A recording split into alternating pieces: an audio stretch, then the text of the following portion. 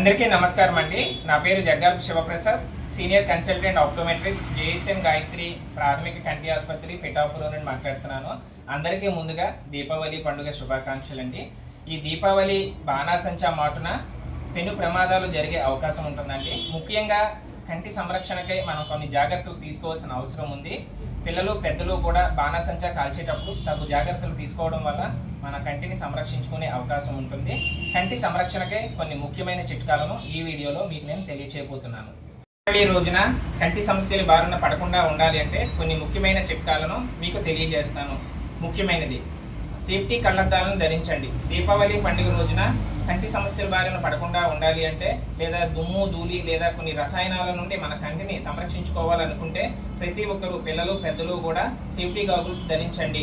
కాల్చే సమయంలో పెద్దలు పర్యవేక్షణలో ఉండేలా చూసుకోండి. ఎందుకంటే ఈ బాణాసంచా కాల్చే సమయంలో ఎక్కువ ప్రమాదాలు, ముఖ్యంగా చిన్నపిల్లలే ప్రమాదాల బారిన పడుతూ ఉంటారు. బాణాసంచా కాల్చే సమయంలో కళ్ళు, మొహము, చేతులు దూరంగా ఉండేలా చూడండి.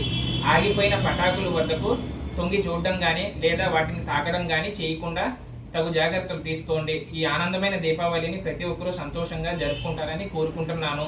అదేవిధంగా ఏమైనా దెబ్బలు తగిలితే కంటిని ఎట్టి పరిస్థితుల్లో రుద్దడం కానీ తాకడం కానీ చేయవద్దు. చల్లటి నీటితో కళ్ళని తరువుగా శుభ్రం చేయండి. మీ దగ్గరలో ఉన్న కంటి డాక్టర్ని సంప్రదించండి. చిన్న చిన్న దెబ్బలను ముందుగానే నయం చేసుకోవడం వల్ల కంటి చూపుని సంరక్షించుకునే అవకాశం ఉంటుంది. ఎట్టి పరిస్థితుల్లోని సొంత వైద్యం చేసుకోవద్దు.